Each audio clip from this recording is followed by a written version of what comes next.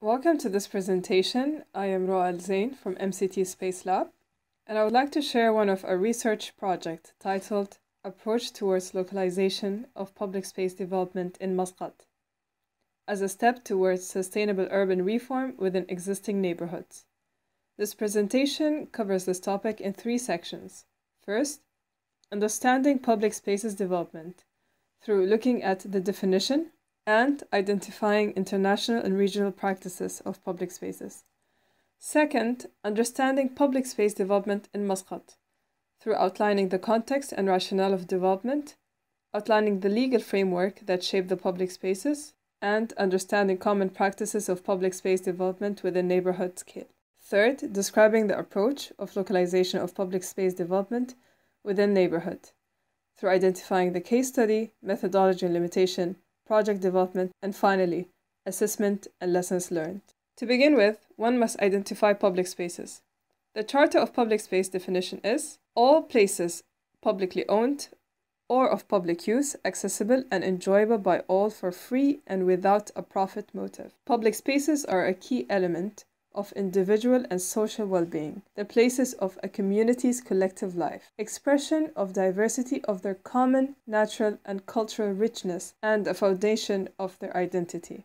In addition, the United Nations Development Programme describes in their 11th goal of sustainable development, make cities and human settlements inclusive, safe, resilient, and sustainable, a target that aims by 2030 to provide a universal access to safe, inclusive, and accessible green and public spaces, in particular for women and children, older persons, and persons with disabilities. Hence, the discussion on public space is not something novel to us. Advocates of public spaces such as Jane Jacobs, Jamie Lerner, Jan Gehl have been urging for public spaces development for the past decades. What we would like to discuss are the recent projects within this field in the global south, including the Middle East and North Africa region. Looking at the international practice included in the work of Rosa and Weiland, which present examples of public space development within neighborhood level. Examples of a series of intervention throughout 5 cities as a case study including Mumbai, Sao Paulo, Istanbul, Cape Town, and Mexico City. The main focus are interventions that follow a similar theme of residents taking ownership of their environment. The highlight of the book falls within the series of interviews transcribed throughout the book. Human needs are stated as a key element for cities' expression and should be the focus of results. Another look into initiatives on public spaces is outlined in the series of publication titled Tactical Urbanism by the Street Plan Collaborative. Here, tactical urbanism is defined as an approach to neighborhood building that uses short-term, low-cost, and scalable interventions and policies to catalyze long-term change. The Tactical Urbanist Guide to Material and Design articulates the values gained from the relation of short-term action that aim for long-term change. In addition, the 4 phases of project timeline that shows the levels of stakeholders' involvement, financial demand, and the level of project sanctioning required. When we look at public spaces within a regional practice, one that must be considered as ASBET project. It's a research project within a neighborhood level conducted in the North Africa region, specifically in Cairo. The project takes place in ASBET Abu Qarn as a case study. It was initiated in 2011 by Shahat at the University of Stuttgart with a participatory approach, and academics, students, local and international experts, and community. The project sought to implement interventions that were based on participation as a response to health, education, and employment issues. The current interventions completed in ASBET Abu Qarn are a communal oven, a street upgrade, and a public school renovation. Another recent approach towards development of public spaces is the project Humanization of Cities by Al Medina Region Development Authority in the Kingdom of Saudi Arabia. The intervention carried under this theme consisted of facade renovation project and landscaping project in Qubba Square. The landscape project focused on activation of an existing square through water feature, seating, and connecting pathways. Although the approach taken in this project for implementation and design was a non-participatory approach, mainly conducted by the authority. However, the project gives an outlook on possible urban solutions in the context that is somewhat similar to Muscat. Consequently, when we investigate the development patterns of public spaces in Muscat, understanding of the context is essential in order to develop an approach of localizing public space development with a neighborhood scale. Oman is located in Western Asia, specifically in the Arabian Peninsula. Officially known as Sultanate of Oman, referring to the governing system, the country is part of the Gulf Cooperation Council, with a population of 4.6 million and a total area of 305,000 square kilometers. The capital of Oman is Muscat, which is home to approximately 1/3 of the country's population. To understand the history of density in Muscat, we should outline the urban development dating from the 1970s, which marked the beginning of the Renaissance. The period of 60s and 70s played a big role in the urbanization of cities within Oman and the region as a whole. The discovery of crude oil and its revenues were the economic basis of improving the physical infrastructure, health, and education. Accordingly, in the capital Muscat, the urban housing and shifts from rural to urban migration was one of the factors for the population increase of the city. The country's population as a whole increased from around 730,000 residents in 1970 to the current population of 4.6 million residents in 2018. As a scheme for housing provision, a royal decree in 1980 granted the provision of Omani male citizens above the age of 23 years old the entitlement of a piece of land for housing purposes. A second decree included women that fall under a specific category in the land entitlement scheme that came in 2008. As a result, new neighborhoods are planned and distributed all around the city. This form of leapfrog development and urbanization created neighborhoods that consist mainly of housing. This rapid expansion has led to high consumption of land. The awareness of land consumption in Muscat is slowly gaining momentum. The Ministry of Housing has begun with a reduction of plot sizes given to citizens in Muscat from 600 square meters to 400 square meters. As the city's geographic structure shapes the urbanization form, the remaining land between the coast and the mountains is depleting. In a research on urbanization by Richthofen and Lange, they estimated the current buildable land in Muscat capital to be around to 53% of the total area in the year 2014 and will increase to 80% within the near future. The rapid increase of urbanization in Muscat adds to the pressure on the supply of land and infrastructure as local authorities, ministries, and local municipalities are pressed with the ever-increasing demands. The effect of the unbalance between supply and demand is visible in the new neighborhoods, as sometimes the houses are built prior to the completion of the mobility network and internal facilities that add to the living qualities of the neighborhoods. Public spaces usually fall under the low priority of implementation, and in some cases, these public spaces take more than 15 years to develop.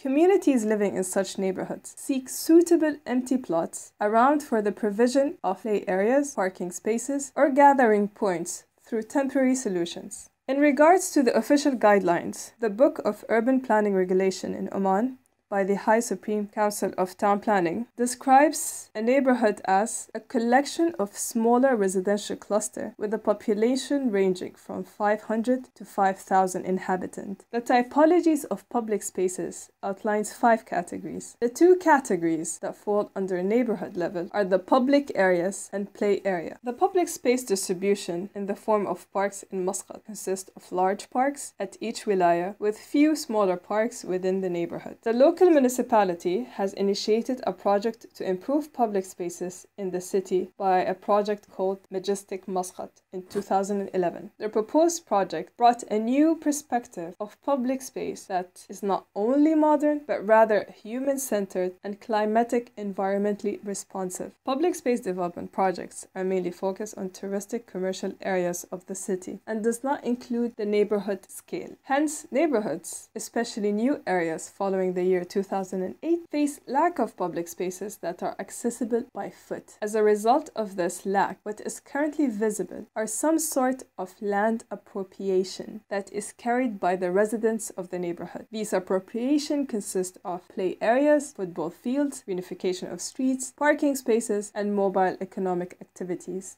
These types of appropriation of spaces shed light on an alternative perspective for the development of public spaces, referring to communities' initiatives. This argument is considered the core of the research project, where we contest the possibilities of developing public spaces within neighborhoods by the community for the community. The merge of both aspects of existing legal structure and communal effort is questioned. Hence, through participatory research approach, we examine the opportunities of localizing the development of public spaces in Muscat. We test the application of participatory public space development within Hay al-Ma'rifa neighborhood as a case study. Hay al-Ma'rifa is located in Khod 6 neighborhood. The neighborhood's name was decided by the community back in 2014. The case of urbanization in Khod 6 is a representative of the surrounding neighborhoods that were planned and developed within the past 10 years. It consists mainly of 2 or 3-story detached residential villa and 6-story residential commercial buildings. These residential units are mainly homes of young families, university students, and skilled Omani and non-Omani bachelors. Until 2007, traces of the settlements could not be seen on site. However, since 2008, transportation network within the neighborhood was partly completed and the construction of housing began. The neighborhood has over 2,660 plots in various sizes, out of which 60% are already built up. The number of inhabitants is calculated to approximately over 10,000. The reported data is based on the thesis by Elzain. The thesis compared 2 existing neighborhoods of public spaces in correspondence to their community's interaction. One of the neighborhoods selected was El Moj, was based on the local best practice as planned and developed by a private investor. The second is the common neighborhood, which was Khod 6, planned and developed by local ministries. To understand the possibilities of public spaces development by the community, we took a qualitative research approach with a focus on public participation in action. Hence, consideration towards upgrading of public spaces within the neighborhood was described in a logical framework as an initial phase in order to outline a series of actions required to achieve the aim. The tools used within this phase are focused group discussion, workshops, surveys, semi-structured interviews. The second part, which is framework and line of development. The wider objective of the project is the upgrade of existing neighborhoods through vibrant and sustainable public spaces. The specific objectives that follow are development of quality of public space in neighborhoods, enhancement of socio-economic development in public spaces within the neighborhood, and finally, promotion of self-organized communities. Hence, the corresponding activities aiming on achieving the outlined outputs and outcomes consisted of 17 interventions. Following the framework, the project developed in a coordinate manner that progressed with the discussion and input of the community. Initial framework of development outlined the project development in 3 phases: introduction and awareness, design and implementation, monitoring and evaluation. The first phase of the project consisted of 6 steps. The first discussion aimed on showcasing the 5 proposed projects and opening a dialogue on the potential and weakness of the proposal along with the selection of projects to develop further and locations of implementation. Following, we've carried 8 workshops with the youth of the community. The first workshop with 22 young female participants from the community, ranging in age between 7 to 11 years old. The workshop aimed to gather information of public space requirements from the youth perspective. We've conducted 2 activities during that workshop: drawing, followed by writing, and making scaled model. The second workshop aimed at including the young male members of the community through a wood construction workshop with 10 participants between the age of 9 to 13 and an external expert. During this process, the participants learned the carpentry basics and were encouraged to think of solutions for optimizing the material used. As the second workshop received a large number of positive feedback, a series of construction workshops for young female and male members of the community was carried. The participant had to construct outdoor furniture using wood, palm leaves, and plants. The output of the workshop was part of a public exhibition. The first phase ended with a series of focus group discussion conducted with women, men, young females, and young male of the community. The discussion aimed on giving the community a holistic understanding of the project and its progress along with the evaluation of the project. The outcome of the discussion outlined the positive impact the workshops had on the youth and the opportunities for further developing this as an ongoing activity. In addition, the necessity of having a public space that serves as an activity or a sport area for the youth and adults. This meeting also set the development lines for the project from large, small, and transition scale. Large scale refers to the activities required for the implementation of the public space, which also includes a larger number of stakeholders,